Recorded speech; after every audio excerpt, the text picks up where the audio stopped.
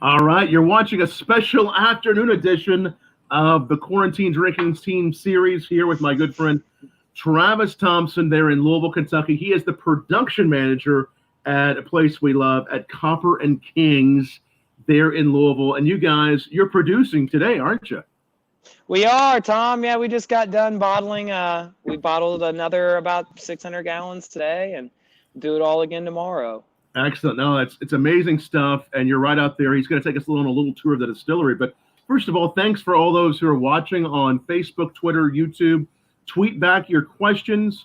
If you want to give us a shout out, like us, share this video, ask your questions below there on Facebook and YouTube. And again, we're having a little afternoon brandy and some cocktails here with Copper and Kings of Louisville. It's Travis.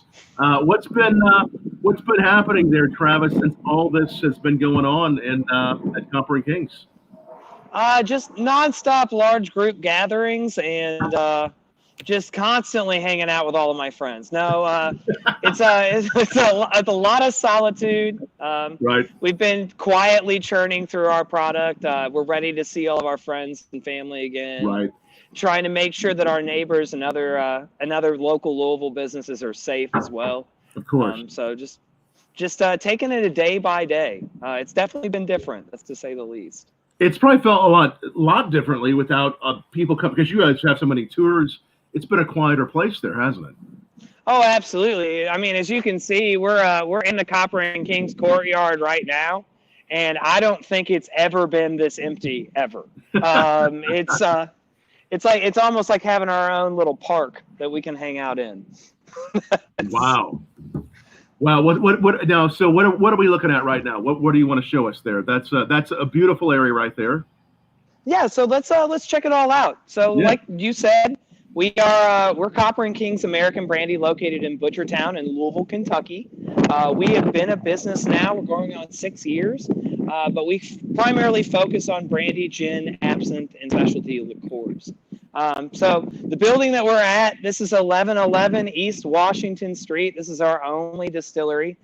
You can see in the background, there's that gable line. Originally, weirdly enough, this was a dog treat factory.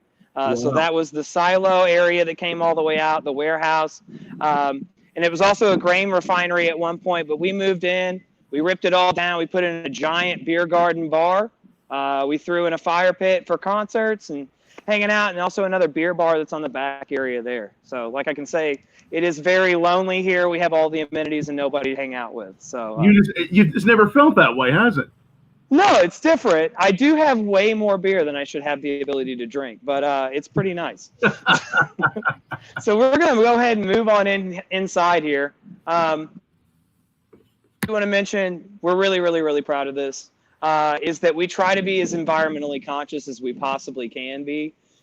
So we, one thing, first off, shout out, it is the 50th anniversary of Earth Day. It's Earth Day. We're super excited. Try not to forget that today. Well, we got to enjoy the earth, especially on a beautiful day like this. But it is Earth Day, and you all do so much to help the environment. We try. So one of the first things we did was we installed a reflection pond. As you can see, there's these big hanger doors behind me. Right. What we wanted to do was be able to influence the stills almost in a way of like pushing cold air across them, as well as channeling light into the distillery and bringing our energy costs down. So this, the pond that we have out in front actually brings a little bit of moisture through the stills, makes them feel a little bit more like a Scottish style run where we actually are using those Olympic pots. That moisturance, which is pretty sweet. So now we've moved on to the distillery floor now. This is one of the weirder things I've ever done, Tom. I'm pretty excited about it. I like it. Thank you. So we are on the Copper and Kings distillery floor right now. Lots of big shiny stills and metal tanks. We'll put one right there in the frame. Boop. Nice. Just like that. So we run 3 stills primarily. All of our stills are false bottom and coil alembic pot stills. You won't see a single column still on our floor. That's not that we don't like them. Big shout outs to Big Whiskey. We absolutely love how efficient and how streamlined the process has become. But whiskey can be beat into shape. Brandy is being made out of fruit, So primarily we're using grapes and apples. 7 different apple varietals will come together to make Floodwall. They're all trying to mimic a Liberty style apple. And all of those apples are coming from the Paw Paw, Michigan area. Wow. And then our grape varietals, we are trying to be a little true to form with traditional French brandy, but we make American brandy. So we are using that Chenin Blanc and Colombard style grape. But if anybody's been in Kentucky or had Kentucky wine, we are using Muscat grape, which is in the muscadine family. That shows just a little bit of our Kentucky heritage and kind of brings that American aspect to the brandy. And those stills, you don't see stills like that just everywhere. Those are very specific for that brandy, right? Absolutely. Actually, we'll turn this way. So this gigantic still behind me, that's Rosemary. Rosemary is one of the largest pot stills of her type in the entire United States. She's 2,000 gallons.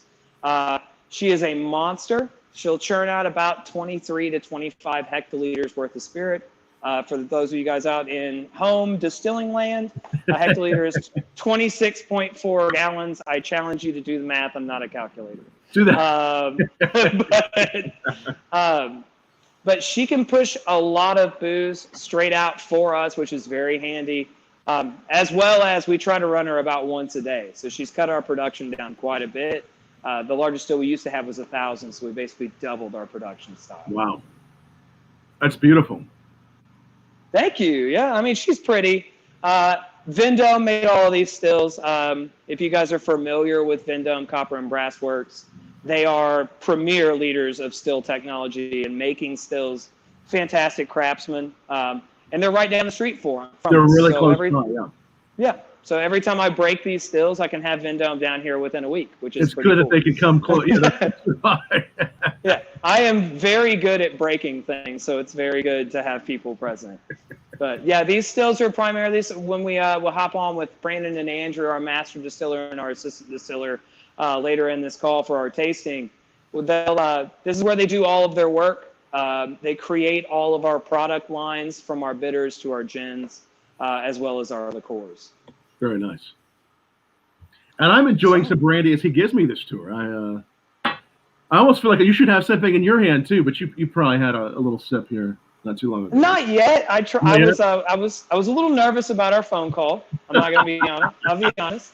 And so I was a little afraid to have a sniff of the spirit beforehand. So I think I'll wait until they get into the tasting. I have a feeling by the way, if you are watching this and if you've tried, which I'm sure a lot of you have, Copper and Kings brandy, it's incredible. All their products are amazing. Tell us down below which you have tried, or if you're just drinking something, tell us down below what you are drinking already. Some shout outs from Sailor saying Copper and Kings is the best.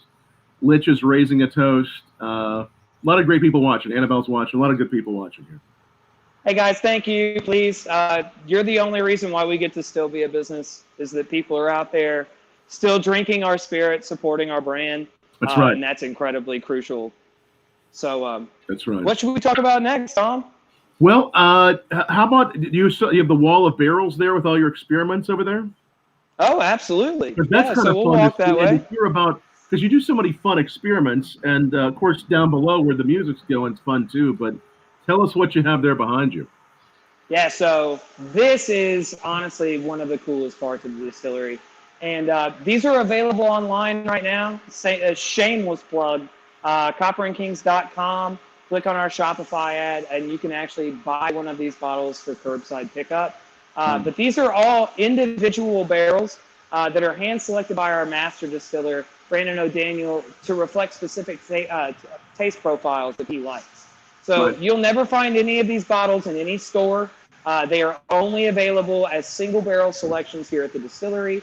Normally you'd be able to fill your own, which is pretty nice, but I promise when I fill it, I'll fill it with love for you. So down here at the end, we'll start down here at the bottom. All right. Guys, pardon, I'm old. I'm about to have my first child. Congratulations I'm really bad on that. That's wonderful. Very bad at using a selfie stick. So please pardon my selfie stick skills.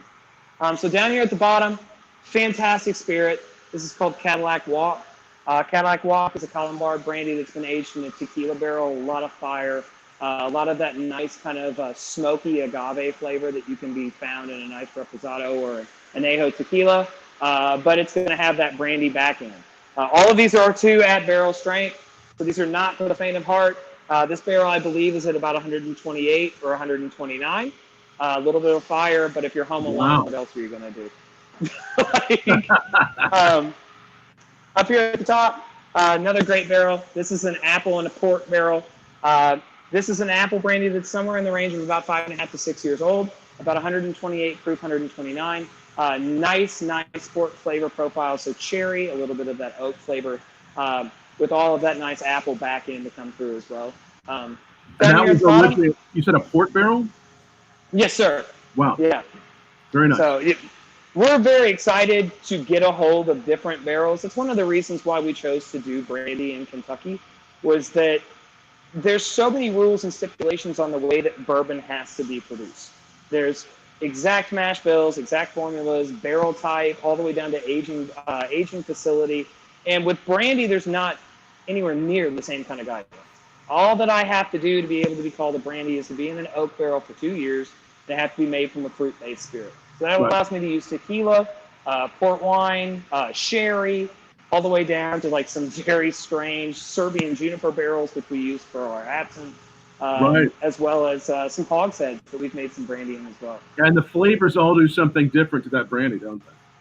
Absolutely. Yeah, we're not necessarily trying to change every formula.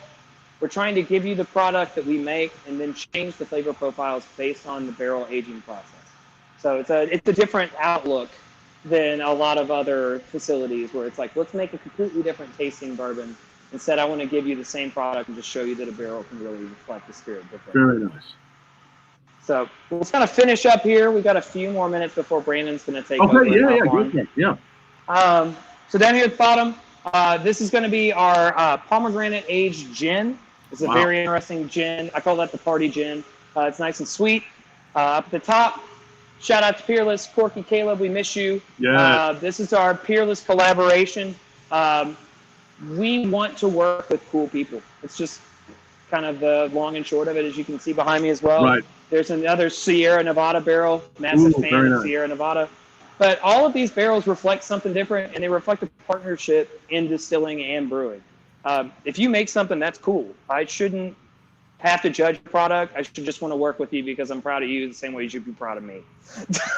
Absolutely. Already have some people that I think have tried a little sip of that. Someone says they love the brandy finish in the Kentucky Rye whiskey barrel. I got to try some of that too. I think it's amazing. I did try that one. It was really nice.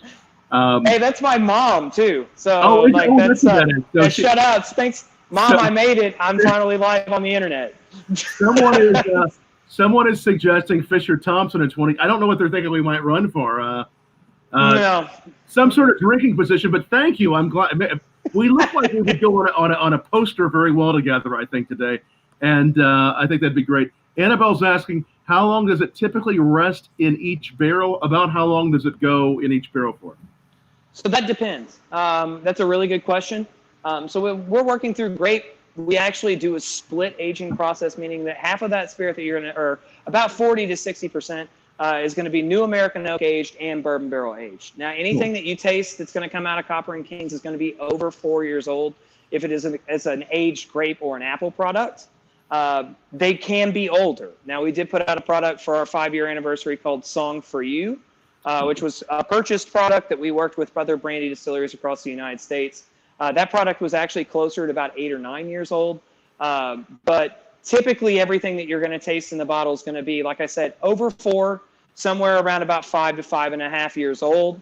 And hopefully as we grow as a company too, we don't put age statements on our bottles because we want to be able to manipulate the flavor profile. If I can give you an older product that tastes better and is still within the confines of the TTB, let's do it. And we want to be able to reflect an accurate kind of pick of the harvest, I guess, is a way to put it. Very nice. All right. That was a good question. Yeah. That was nice. So I guess here in just a moment, we're going to actually jump upstairs and go to our tasting room, Alexander. So we'll have Brandon O'Daniel, our master distiller, hopping on. I do want to show you one more thing real quick, because this is my pride and joy. Yeah. So behind us here, it actually looks a little messy, but this is my office.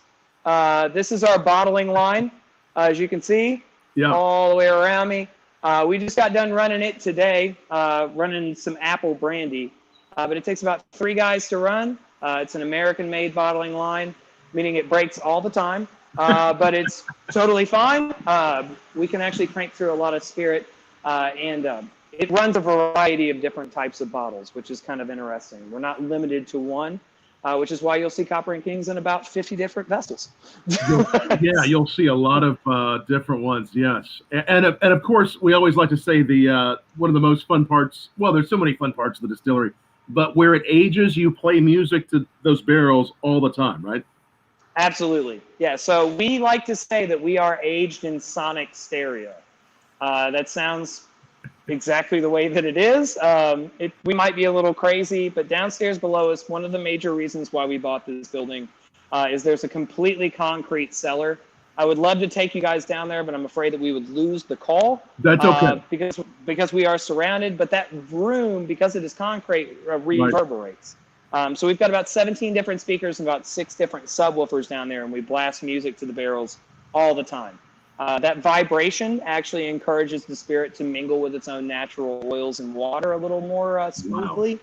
Wow. And it doesn't, we don't want to necessarily roll our barrels in the same way that a bourbon distillery does. We want to leave them in place, gently caress them, and not beat them into shape, as Jimmy Russell would say. Right. It's so those natural tones, the vibration, the frequency, everything makes things come together better. And you guys have actually, this, you taste some barrels that are closer to the speakers?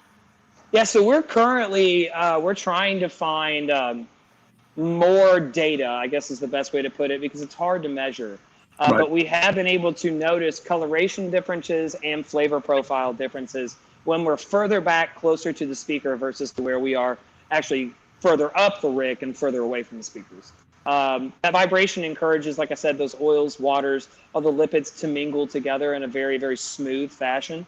It's not as much vibration as it is kind of like a pulsation. So it's incredible.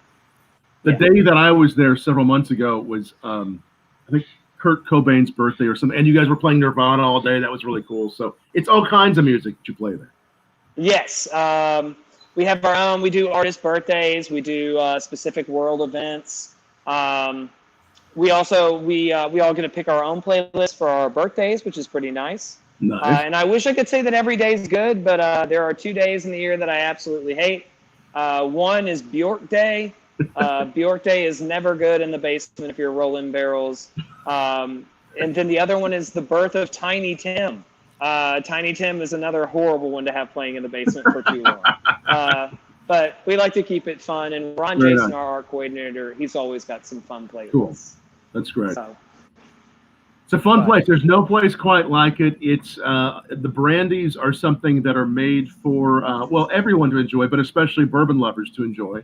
They're so elegant. They work so well by themselves. And as I was telling you before we got on this call, my wife and I have been playing with the bitters that you guys make. The bitters are incredible and just make the cocktail do some incredible things. And I think that one of the cool things about Copper and Kings is the ideology of not using artificial ingredients. Right. We make a lot of products that are extremely familiar for people that they've had before. Everybody's had a brandy. Everybody's had their own cocktail bitters. But when you have one that's like glycerin-free, when it's sweetened with using all-natural orange blossom honey, or you're using an alembic cocktail bitter that's actually been barrel-aged, it changes the profile so much, and it makes it a lot more interactive with. Right. So, yeah, thank you so much for that. I appreciate it. Yeah, you're welcome. Yes. And the bitters, someone's asking, are the bitters just available at the distillery, or can we buy them online, or where would we be able to buy, I guess, all the products? So most of the products should be available nationwide. There are a few states that we're not in yet, which we're working on. But like if you have a Benny's in your town, if you have a Total Wine in your town, if you have a, I'm trying to think of some of the other ones. I know we're in most Kroger's. We're in a lot of like bigger box liquor stores. But if you're looking for bitters or cherries, honestly, we have an Etsy page.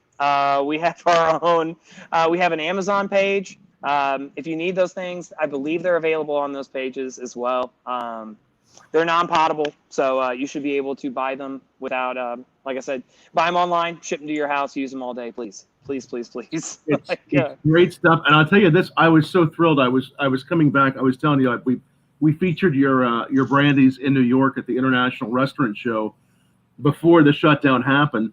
And I saw your brandy in I think it's the very newest American Express lounge in one of the airports in North Carolina, I believe. And they were using, I believe it was your American brandy in a cocktail they do there. It was a great cocktail. But it was so cool to see it featured there. I love the Amex lounges, but you're on so many great cocktail menus all over the country. It's just fun to see when I walk into some place that has the Copper and Kings. And I mean, big shout outs to that too. Like that, when I started here 5 years ago, like I mean, it was a hope and a dream, like, to be completely honest. And to see the response of the average drinker all the way up to this most skilled bartender and liquor mixologist, everybody has been so kind. And like, if I could honestly just take this moment to commend you all.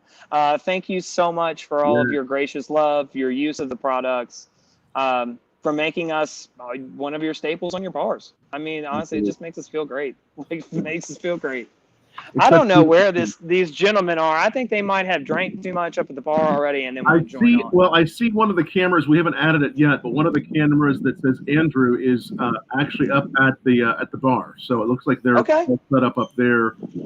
Once you get up there, I'll add them. But I can see they're kind of positioning the camera to make sure they. Yeah, we're gonna see if we can get up there here. I'm gonna try to take the stairs. They have it all. Maybe I should bring them in and tell them we are. Hey, can you hear me, Andrew? And the crowd, can they hear me? Hey, Travis will be there in just a moment. We'll be having a sip with you guys. Okay, sounds good. I think he is almost there. So we will. I am right there. So once we not as fit as should be. We'll react. All right. So again, how many total there they are. How many total products is it you guys have then? As far as spirits go. Oh, here we go. I think we will go on to this camera. There we go. Can you guys all hear me? There we go. Now we're all in the same place. There we are. Excellent. Thank you for that. Travis deserves a sip of something. Look at that. Thank you, Travis, for the tour. We really appreciate it. A few products to taste through today. We're actually going to taste American Craft, which is our craft grape brandy. These are our two flagship products. We also have our specialty products down here at the end, which is our Flood Wall, which is our sherry cask aged apple brandy. Also excellent. And then finally down here on the end, we have Butchertown, which Butchertown is our reserve cask, 124 proof, 4-barrel blend grape brandy. Excellent. Guys, you just tell me where you want to start. I got all four of those right here, and we'll taste them together. And I'll have you tell me about each product and tell me the tasting notes, and we'll kind of discuss each. You do craft grape. All right, Tom. I guess we're going to start off with some craft grape, our flagship brandy. All right. Three varietal blend, aged for around 6 years in this particular varietal. We got Chenin Blanc, Colombard, Muscat. It's a beautiful brandy for the bourbon drinker, we like to say. It's a 9-to-1 blend of previous use bourbon barrels and 1 NAO blend. Got some beautiful color in it. At 90, it doesn't have a ton of heat, but it's got a lot of legs. Excellent. So we're starting right there with the American brandy. Yes. And I might have you, Andrew, just come a little bit as you're talking to us about this. If you're able to come a little bit closer, I can hear most of what you were saying. I just want to make sure everybody can hear everything. You can hold that if you need to. Tell us again the types of grapes, just to make sure we all get this, because it's such good stuff. What types of grapes do we have in this? Chenin Blanc, Colombard, Muscat. This is beautiful stuff. These are all Central California varietals. They all come in at different points, I like to say. Yep. They play differently on the palate. And it's aged for about how long? 6 years. 6 years. Okay. There we go. Yeah. Why don't we try that? We'll try that view. All right, let's give this a try.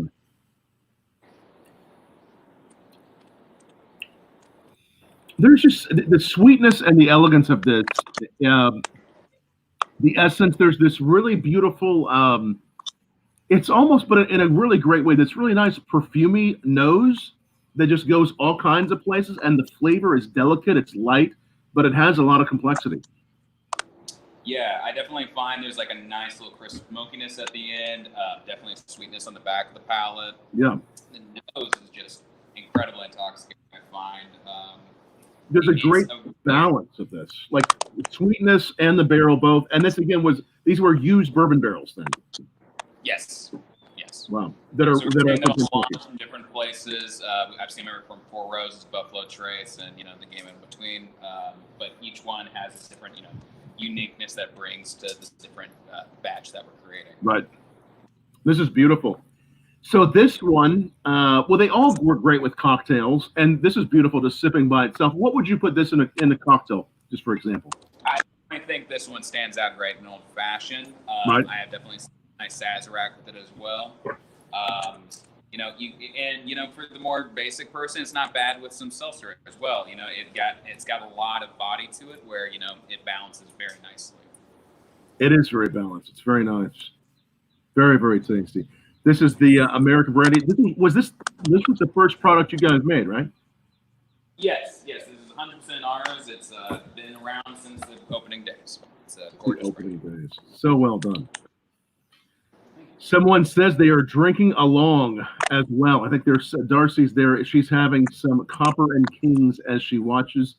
If you all are watching and you've tried their products, let us know what your favorite is, or if you're trying some right now. Tell us your tasting notes as well. She says it makes a great Manhattan, which I agree. It makes a wonderful Manhattan.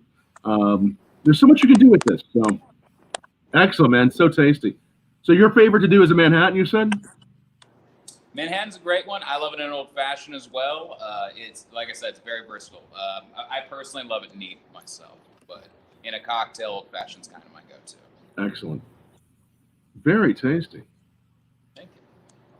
And that bar we're looking at there, tell us about that space, that the restaurant and the bar up there. Tell us a little bit about that. Sure. So this is Alexander. We've been open to the public, I believe, for over a year now. Unfortunately, with the quarantine, we're kind of in a little bit of a hiatus. It's a beautiful place that we put a lot of effort into.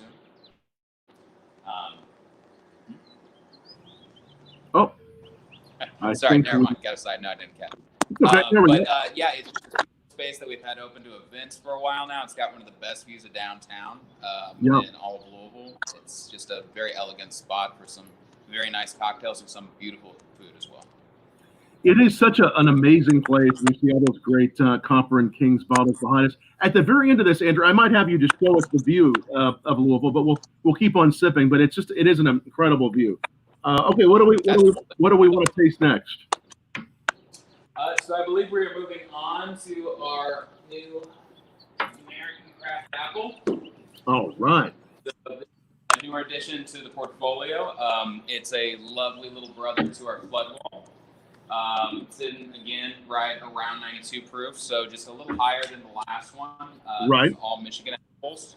Again, a 9-to-1 blend of previously used bourbon barrels and one new American oak, just like craft grape. Yes.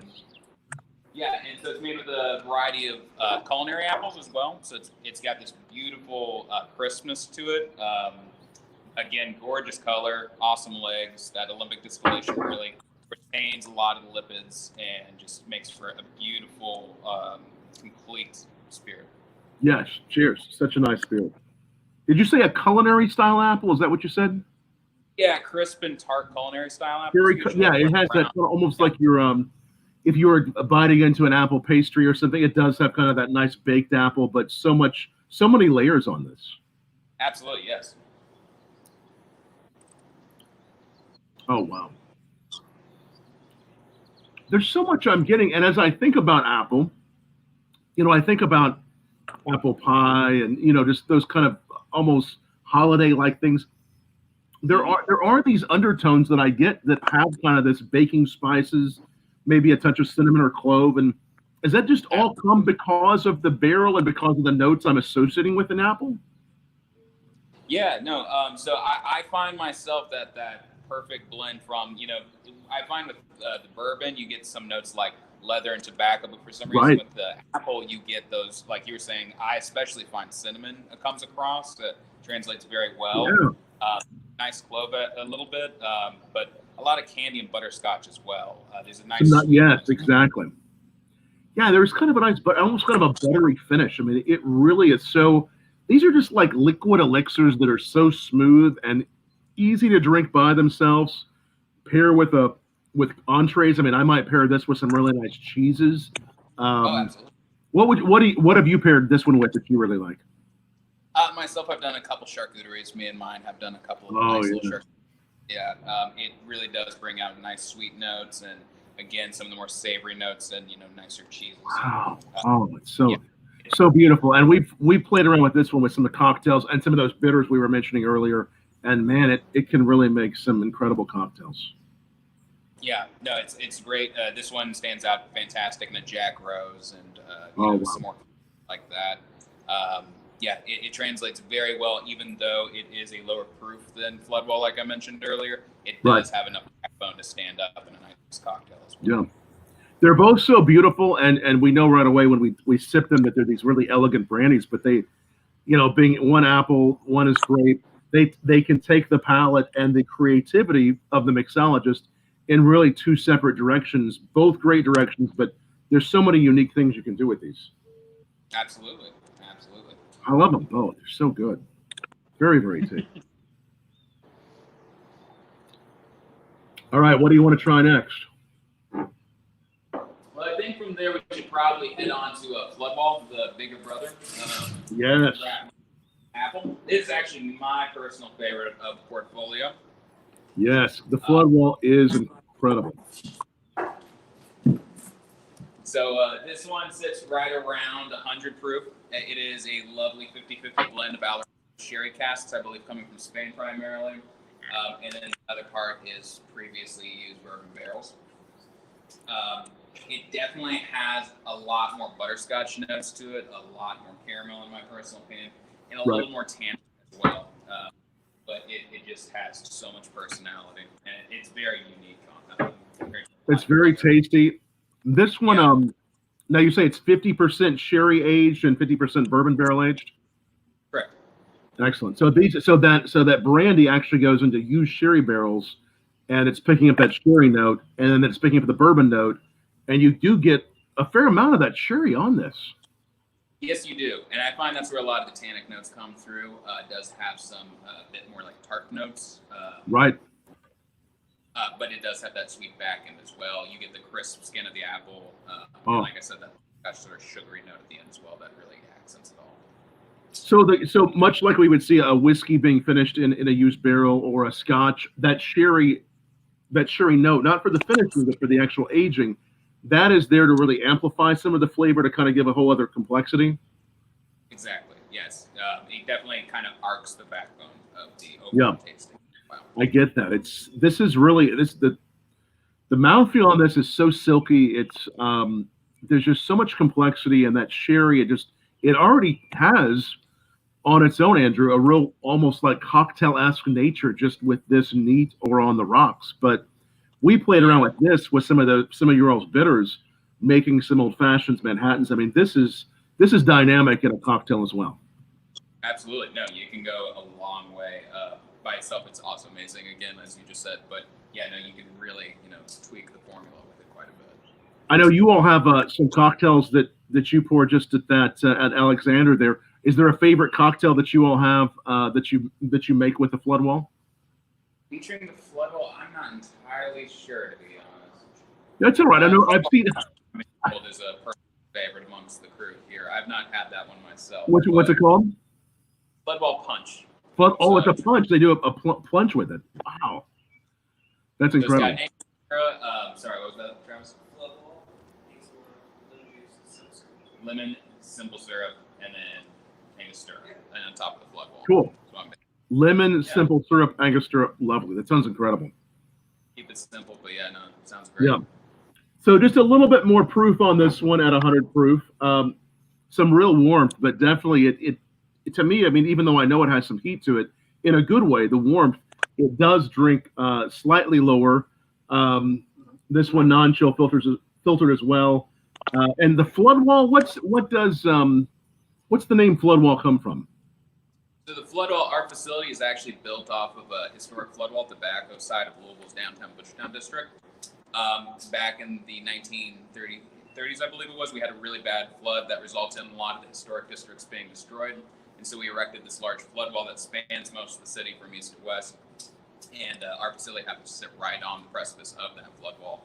And so just kind of paying homage to the neighborhood and the history of the area, we kind of wanted to go with something that, tip the cap sort of thing.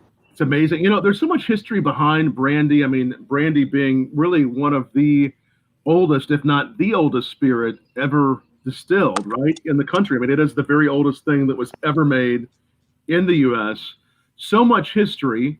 And really, you all have been such an inspiration for, since you all have been open the last several years, really bringing back a brandy culture to that cocktail culture. You've been a big part of that, and now when we think about American brandy, we think about Copper and Kings. What's that like to be a part of that, watching that growth of brandy coming back? It's honestly, in my personal experience, humbling. I started off as a tour guide here, and this was my introduction to the spirits world, aside from being an avid fan. So getting to watch us kind of do this whole innovation on top of tradition, whether that be classic cocktails, whether that be bringing back America's first spirit. Not a lot of people always think about how brandy was America's first spirit that was produced here. It's just neat to kind of be at this new renaissance of the spirit and the movement, and especially in places unique and diverse and dedicated to the spirits industry as Louisville has been in the greater Kentucky area. So it's humbling, really, really exciting. Absolutely, and well done on everything you've done there, Andrew, and the whole team. It's great to see the Brandy Distillery there. There are so many great whiskeys and bourbons in Louisville and in Kentucky, but you all represent spirits and beverage in such a unique way. So it's a special place. If you guys haven't been, if you're watching now, even if you have, but if you haven't been, to visit the distillery, once everything gets back up and going, definitely go take this tour. Definitely go see Alexander. And if you are you're watching, I'm kind of forgetting, are you doing some bottles to go now, or did that kind of slow down for a while, bottles to go from during COVID? We are curbside pickup. You can look it up on our main website. Curbside pickup. All sanitary. We have a specific little register that you can sign up for. We bring the bottles out to you.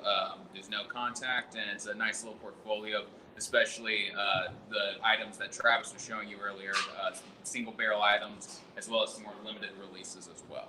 Nice. So if you're watching this, you're in Louisville, you can get it to go. Otherwise, look for it online or wherever you feel they sell fine spirits. So I guess we're going to go for the Butchertown next, right? Yeah. The Butchertown Reserve casks. What are the reserve casks? So Butchertown is reserve casks, trying to create a perfect, like as if you're drinking straight from the barrel experience, but more on a retail side.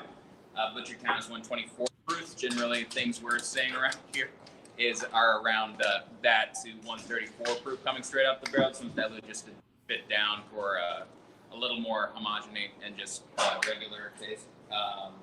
It is a 4-barrel blend, 1 new American oak to 3 previously used bourbon barrels. So it's a little more closer to the single cask experience like you'd get downstairs. Like you would have in the single cask. Localized retail market. Is it a little bit older than the American Brandy? Yes, it is. It is a 6-year. It is got a really nice characteristic to smell it out. Right. For as long as it's been there, it's really kind of lowered, even though you have the higher alcohol content. Wow. Whereas the American Brandy is about 4 to 5. Is that right? Sorry, what was that? The American Brandy is about 4 to 5 years old. Yes, correct. This is a little older, special casks. Really delicious, and the proof on this is a little bit higher, right? Yes, 124. So 124. it's definitely got a little more of a punch to it, but at the same time, it's subtle, nuanced, and is very smooth for that. Right. So it's like you're drinking right from those casks. And again, nice warmth, and I can tell there's proof, but it does drink so much lower and smoother than most any other spirit ever would at 124 proof. Yes, I've honestly, this is the one usually when I go to different tasting panels or any sort of trade show or something. Right. This is the one that generally people just instantly, attach to. They get Yeah. really up with it right away. The sugar is so refined, and the elegance of those sugars just comes across in such a crisp, clean, really just smooth way. I mean, those sugars are so beautiful in there. Yes. You definitely get all the different varietals, I think, very clearly. They translate very nicely. That sweetness is there. That the tannins are very light. It's got a velvety mouthfeel. It's just a beautiful spirit. Yeah. Oh, yeah. The mouthfeel is just really. The more I drink it, the more I get beautiful, beautiful sugars and that velvety mouthfeel. What do you do with it? I mean, obviously, great by itself. Any cocktails, any pairings that you've seen that work well with this one?